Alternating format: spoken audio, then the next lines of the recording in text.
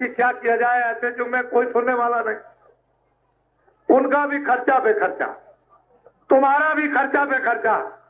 ऐसे साहूकारों, छोटे बड़े अधिकारियों, मैं तुम्हें यह विश्वास दिलाता हूं कि अगर मेरी बात को आप मान लो, आपके घरों में कोई छापा नहीं पड़ेगा और काली पूंजी का एक भी नया पैसा आपसे टैक्स नहीं लिया जाएगा। अगर हिंदुस्तान के सब लोग मेरी बात को मान लें तो मैं 24 घंटे के अंदर हिंदुस्तान की पूंजी जो काली है उसको व्हाइट करा दूं। मेरे पास उसका रास्ता है। नौजवानों, बच्चों, जो तुम स्कूलों में पढ़ते हो, मुझको मालूम है कि तुम इस साल 1 करोड़ निकलोगे, 1 लाख को देश में नौकरी मिलेगी, बाकी 99 लाख बेकार। वो तो आपको मेरी अब जरूरत पड़ेगी। मैं तो आपका सेवक हूं। जिस समय पर जब हिंदुस्तान की पूंजी जो काली है और सफेद कर दी जाएगी, उस समय पर कोई भी स्कूल का बच्चा, नौजवान, छात्र बेकार घर में नहीं बैठ सकता, सबको काम मिलेगा। इसका रास्ता एक नया है, लेकिन वो मैं नहीं अभी बता सकता। मेरी नकल करना भी नहीं तुम फंस जाओगे। भारत का प्रधानमंत्री हमारी तकलीफ को क्या सुनेगा? वो तो चारों तरफ मिलिट्री के घेरे में आ गया। ना तुम उनको अपनी तकलीफ सुना सकते हो, ना मेरी सुन सकता है, ना वो अपना निराकरण कर सकता, ना मेरा कर सकता। ये तो भारत के ऋषि मुनि महात्मा जब कभी आते हैं तो ये सारी विपदाओं को, तुमको मालूम है कि मेरे हाथ में क्या है, तुम्हारे सिर पर मार दूं तो क्या हो जाए।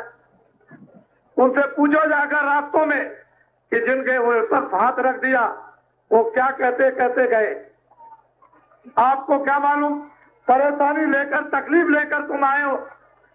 मैं एक तकलीफ तुम्हारी ठीक कर सकता हूँ, 2 तकलीफ ठीक कर सकता हूँ, 4 तकलीफ ठीक कर सकता हूँ। मेरे पास तो उसका मसाला है।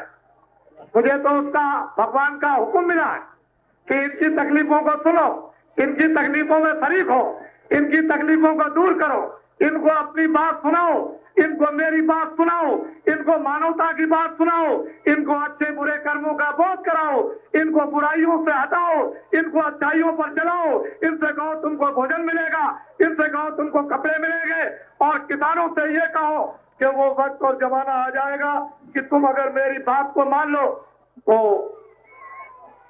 गांव की नारियां भी गले में सोना पहनती हुई सब दिखाई दे। अरे सोने की बात तो छोड़ो, हीरा पहनते हुए दिखाई दे। कलयुग जाएगा, सतयुग आएगा, तुमने दीवानों पर पढ़ा होगा। क्या तुमने कोई हंसी बात समझी थी? अभी कलयुग गया नहीं, ना सतयुग आया। लेकिन अगर राम, विश्वामित्र और वशिष्ठ उनको जटा और झूठ भेष बदलकर उनको तपस्या के लिए न भेज देते तो रावण तो विश्वामित्र यहां से भी मरवा देते। वो दुर्वासा जो है महाभारत बैठ करके करा देते, लेकिन इतिहास नहीं बनता, ये चरितार्थ नहीं होता। इतिहास तो इतिहास से बनता है। तुम्हारे कानों में नर नारी बच्चे बच्चियों के डाल दिया जाए कि कलयुग जाएगा, सतयुग आएगा।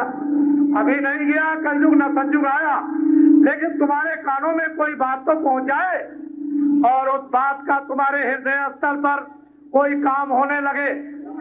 काम से परिवर्तन होता है, चुपचाप रात को स्वप्न में परिवर्तन नहीं होता, इसलिए उसका इतिहास बनता है। तुम घबराओ, चिंता मत करो, बड़े ध्यान से मेरी बातों को सुनो। मैं तुम्हारे लिए ही आया हूं और इसीलिए मैं घूम रहा हूं, भटक रहा हूं।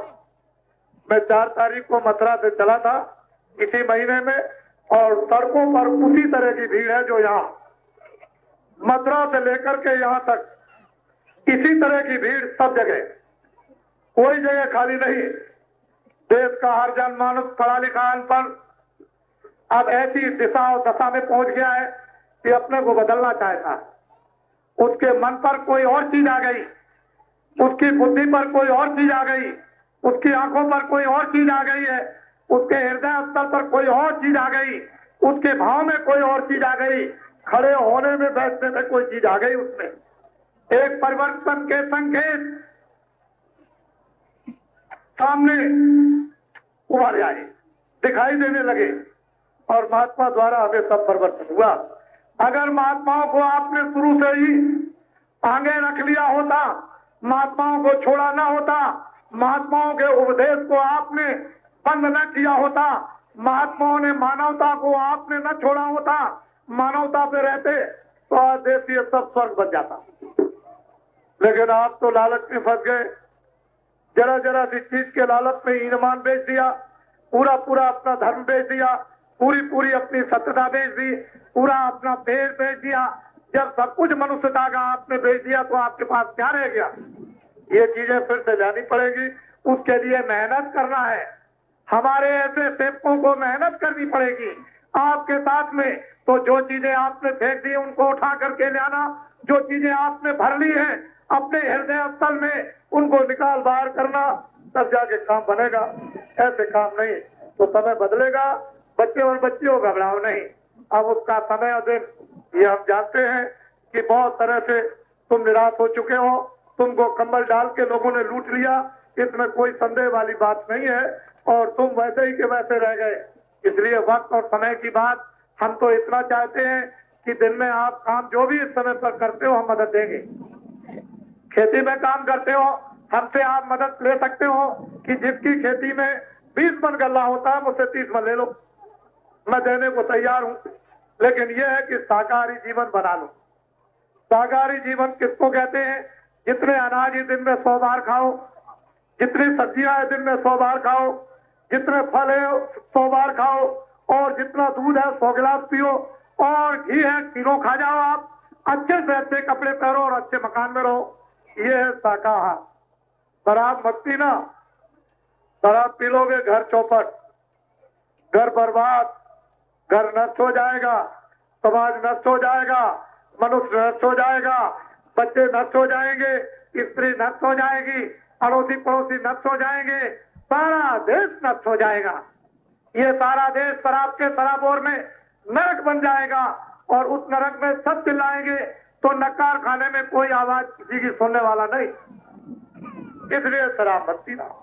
तुम ये अपना मन में प्रतिज्ञा करो कि हम अनाज खूब खाएंगे, हम सब्जी खूब खाएंगे, हम फल खाएंगे, अच्छे कपड़े पहनेंगे, अच्छे मकान में रहेंगे।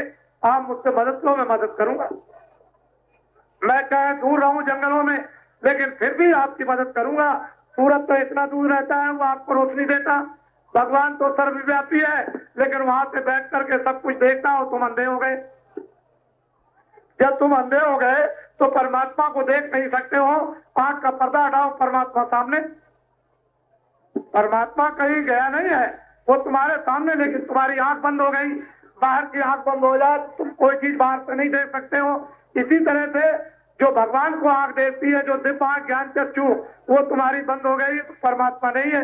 परमात्मा तो सब कुछ देख रहा, लेकिन तुम कर्मों द्वारा अंधे हो गए, जाला पड़ गया, माड़ा पड़ गया, गंदगी आ गई है और आंख पर तुम्हारे पर्दा ऐसा पड़ा कि फाटक लग गया, अब तुम नहीं देख सकते हो। इसलिए मैं तुम्हारी सब तरह से मदद करूंगा, तुम चिंता मत करो, घबराओ नहीं। मेरा हाथ भी लगेगा, मैं आंख से भी देखूंगा, मैं और तरह से भी संकल्प से भी आपकी मदद करूंगा। हर तरह से आपकी मदद करना चाहता हूँ क्योंकि मैं सेवक हूँ।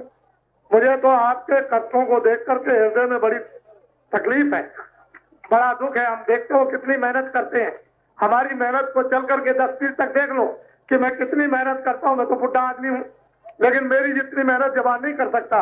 इसलिए अब आप, मैं ये चाहता हूँ पहले कि दिन में काम बच्चों की सेवा, मैं परमात्मा का सीधा सादा ऊंचा सरल, स्त्री चारपाई पे लेट के, पुरुष चारपाई पर लेट के खेत में काम करो। वहां सुबह दोपहर में जब तुमको 24 घंटे में समय मिल जाए, 2 मिनट 4 मिनट मेहनत करो तो 4 मिनट मेहनत की मजदूरी ले लो। भगवान का मनुष्य रूपी मंदिर में ऐसा दरवाजा है भजन करने का कि जितनी मेहनत करो, 1 मिनट करो तो 1 मिनट की मजदूरी लो, 2 मिनट करो तो 2 मिनट की मजदूरी, 10 मिनट करो तो 10 मिनट की मजदूरी आपको तुरंत मिल जाएगी। ऐसा सरल, ऐसा ऊंचा, ऐसा सीधा ऐसा आसान भगवान का मनुष्य रूपी मंदिर में भजन, जिस भजन के द्वारा आत्मा शुद्ध पवित्र हो जाए और जाग जाए और यहीं से बैठ करके मरने के पहले स्वर्ग में, मरने के पहले वैकुंठ में, मरने के पहले ब्रह्मलोक में पहुंच जाए। ऐसा सब मनुष्यों के पास दरवाजा है, लेकिन उसको सब भूल चुके हैं। जब तक वेदी नहीं मिलेगा, जानकार नहीं मिलेगा, तब तक मनुष्य रूपी मंदिर में भगवान के पास जाने का फाटक नहीं खुलेगा। वो फाटक हो गया बंद और वो मैं खोलने के लिए आपका फाटक आया हूँ। इसलिए मैं देना तो चाहता हूँ कि तुमको बहुत कुछ दे दूं, लेकिन तुमको लेना नहीं आता, और दे भी दूं तो रखना नहीं आता है। तो धीरे से पहले तो बर्तन बनाना पड़ेगा कि जो कुछ दिया जाए उसको ले लिया जाए, और जो ले लिया जाए उसको रख लिया जाए, और रखने के बाद उससे लाभ ले लिया जाए। तो ऐसा बर्तन जब बनाया जाता है, दूध रखोगे खराब बर्तन में फट जाएगा, कपड़ा गंदा पहनोगे तो बदबू आएगी, घर में झाड़ू नहीं लगाओगे तो बैठा नहीं जाएगा, जहाँ जानवर बनते हैं गोबर नहीं उठाओगे तो दरवाजे को लोग अवगुण कहेंगे। ये तो तुमको सफाई करनी पड़ेगी। तो मन की, बुद्धि की, चित्त की, अंतःकरण की सफाई करनी होगी, और इसके लिए महात्मा को धोबी बनना पड़ेगा। वो धोबी को घृणा नहीं करनी है। तुम किसी भी जात पात के छोटे बड़े हो, उसको कोई घृणा किसी तरह की नहीं। उसकी दृष्टि में मनुष्य है। जब पैदा हुआ था तो कोई जात लेकर नहीं आया, न कोई भाषा लेकर आया। तुम्हारी ये बनावट भी, तुम बनावट में फंस गए। जब जाने लगो तो क्या जात लेकर जाओगे? जैसे आए वैसे चले जाओगे, ना कुछ लेकर आए ना कुछ लेकर जाओगे। तो मैं अभी परमात्मा का आपको अभी भेद सरल और सीधा बता देता हूँ 10 मिनट। जिसको मंत्र कहते हैं, जिसको दीक्षा कहते हैं, जिसको गुरु मंत्र कहते हैं, ये हमारे यहाँ नहीं कहा जाता। कलयुग में कहा जाता है नामदान। नामदान के बराबर दुनिया में कोई दान नहीं, ना सोना है, ना चांदी है, ना हीरे। सारा संसार अगर दे दीजिए आप दान में, तो उसके बराबर कुछ भी दान नहीं। ऐसा अनमोल आत्माओं का दान, और मनुष्य रूपी मंदिर में उसका खजाना भरा हुआ है, और तुमको उसका मालूम नहीं, और तुम ऐसे ही रोते चिल्लाते चले जा रहे हो। अगर तुमको ये संपत्ति, ये दौलत मिल जाए तो तुम कृतज्ञ ना हो जाओ, तुम सुखी ना हो जाओ, तुम प्रसन्न ना हो जाओ, तुम आनंदित ना हो जाओ। लेकिन तुमको ये चीज मिली नहीं, तो मैं तुमको देता हूँ, घबराओ नहीं। सीधी सरल जो मैं बोलूंगा, सब लोग एक साथ एक आवाज में बोलना। मैं भगवान का जो नाम बोलूंगा, आप लोग सबके सब एक आवाज में बोलना, और सबकी आवाज धीरे धीरे मेरे कानों तक आनी चाहिए, ताकि मैं ये समझ जाऊं कि आप शुद्ध नाम का उच्चारण कर रहे हो। पहले मैं बोलूंगा, उसके बाद आप। जब मैं चुप हो जाऊंगा, कैसे बनती है और कैसे चलेंगी? लोग अगर आकर के पूछे तो मैं देश के लोगों को रास्ता बता दूं, सारे देश के प्राणी सकुशल हो जाए, सारे देश के प्राणी संपन्न हो जाए, सारे देश के प्राणी भरपूर हो जाए। लेकिन ये लोग पूछते नहीं है ऋषियों, मुनियों, महात्माओं से। ये संकट काल में एक ऐसा रास्ता पूछना चाहिए कि इसकी जो व्यवस्था भ्रष्ट हो गई, ये भ्रष्ट व्यवस्था है। अधिकारी, कर्मचारी, सेठ, साहूकार, ये बच्चे भ्रष्ट नहीं है, ये भ्रष्ट व्यवस्था है। उसी व्यवस्था को शुद्ध कर दो तो सब काम बिल्कुल ठीक बन जाएंगे। लेकिन मैं ऐसे क्यों बता दूं? मेरे पास तो उसका निदान है। मैं तो आपको करके दिखा दूंगा, और फिर आपसे ये पूछूंगा कि मैंने जो कहा वो करके आपको देखिए दिखाया कि नहीं। करवा दूंगा। मैंने ऐसे आदमी तैयार कर दिए। आप घबराते क्यों हैं? आप चिंता क्यों करते हैं?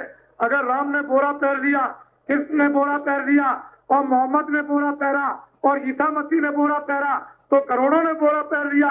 इनमें कुछ है? ऐसी बात नहीं है। आज के युग में बोरा पहनकर कोई चीज है? ये आपके लिए होगी। महात्मा सब आपके लिए तैयार करते हैं, वो ऐसा नहीं। ये भगवान की सृष्टि है, ये धर्म भूमि है, ये कर्म भूमि है। जब यहाँ कर्म बिगड़ेंगे और धर्म नष्ट हो जाएगा, तो परमपिता परमात्मा किसी न किसी को भेजेगा। अब ये बताओ, हमने कुछ बुरा तो नहीं कहा? बोलो बच्चे, हमने कुछ बुरा तो नहीं कहा? तो ये बताओ, हमने किसी की बुराई तो नहीं की है? अरे जोर से बोलो, हमने सरकार की बुराई तो नहीं की है। तो मैंने सेठ साहूकार अधिकारियों की बुराई तो नहीं की। तो ये बताओ, मैंने बच्चों और किसानों की कोई बुराई तो नहीं की है। अब मैं रात्रि को यही रहूंगा, आप इसी जगह पड़ाव रहेगा, सुबह प्रस्थान करेगा। आप में से कोई समझदार व्यक्ति हो तो 10 मिनट तक मेरे साथ आगे चल करके कल देख ले।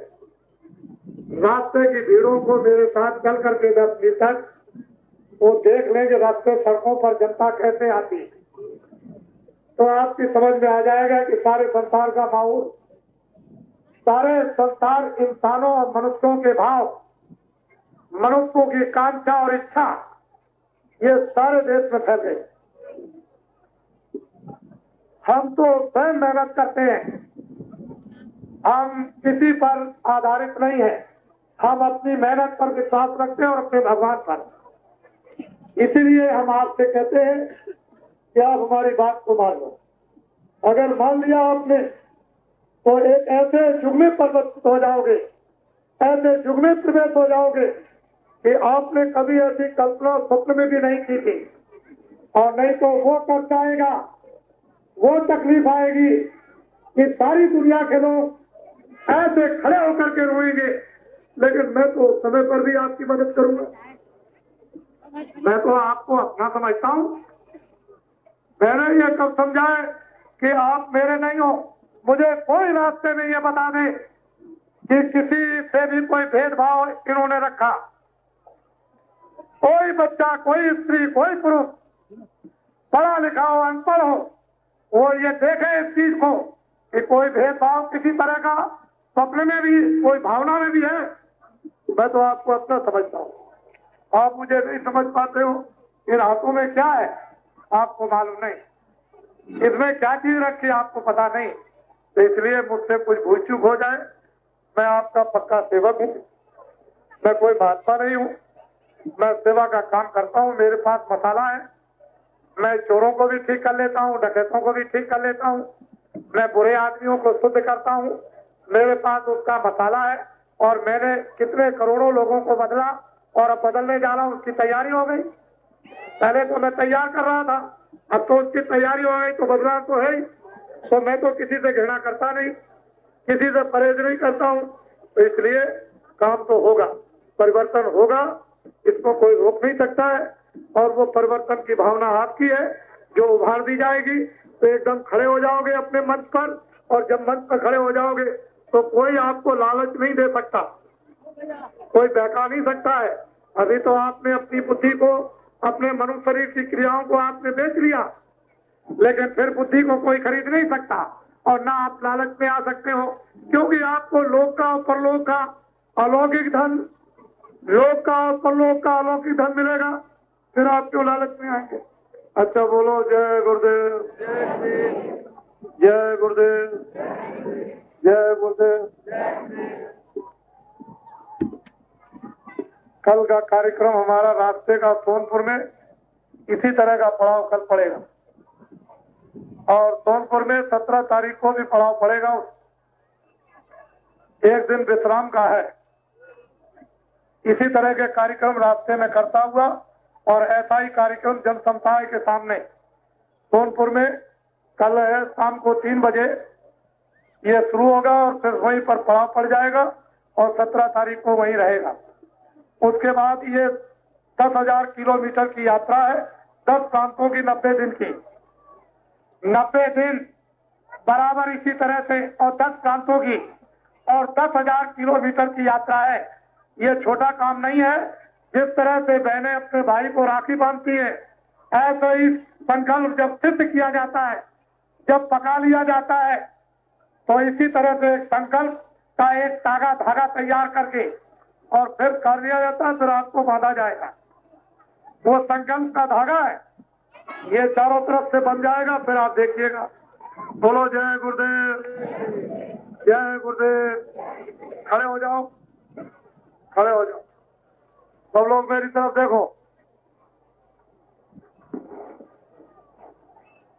सब लोग खड़े हो जाओ, अपने हाथ को ऊपर करो। हाथ नीचे करो, बोलो जो जितने टैक्स है तेल के, डीजल के, खाद पे जितने बढ़े हैं, क्या तुम चाहते हो कि लगे रहे? इनको खत्म कर दिया जाए? तो जरा हाथ तो उठाओ। ये देखो अधिकारीगण दिल्ली में लिख दीजिए, ये लोग चाहते हैं कि ये खत्म जो बढ़ा है टैक्स इस जनता पर, किसानों पर, इसी पर बोझा ये तिलमिला गए, इसको खत्म कर दिया जाए। और नया जब कभी भी वो सदन चले तो नए बजट में कोई किसानों पर नया करना लगाया जाए, ना लगाया जाए। देखिए इधर इनको हाथ नीचे कर लो, ये बहुत बड़ी चीज है। दिल्ली के लोगों सुन लो इस बात को, ये जनता कह रही है, इससे पूछिए। और जब कभी टैक्स लगाओ तो जनता से पूछो उससे। जब जनता 50% से ऊपर कहे कि हम नहीं, टैक्स नहीं लगना चाहिए, तो 2% के कहने में टैक्स मत लगाइए। ये मैं भी प्रार्थना करूंगा और जनता की तरफ से भी प्रार्थना करूंगा।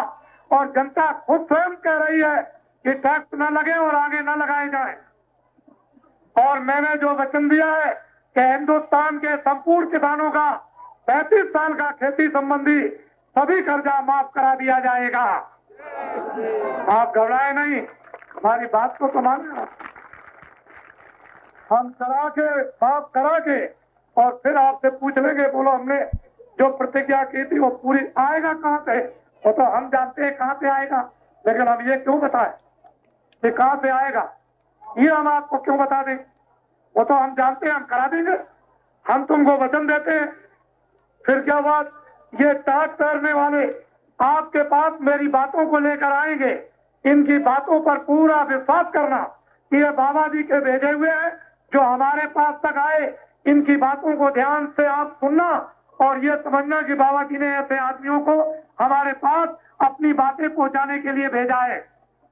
मैं सब आदमियों से तो ऐसे नहीं मिल सकूंगा गांव गांव, लेकिन आपके द्वारा तो अपना संदेशा पहुंचा ही दूंगा। तो आप क्यों घबराते हैं? मैं आपकी तो, अगर मेरी बात और जनता की बात को न माना तो मैं भगवान के दरबार में इन सब की तरफ से ऐसी दरख्वास्त दूंगा। मेरी दरख्वास्त दी हुई कभी नामंजूर नहीं होती है, वो आपके लिए मंजूर हो जाएगी। और फिर मैं आपको बता दूंगा कि देखो ये क्या हो गया। मैं सब काम करूंगा, मैं कोई आंदोलन नहीं करता न कराता, न कोई हड़ताल करता न कराता, न कोई तोड़फोड़ करता न कराता।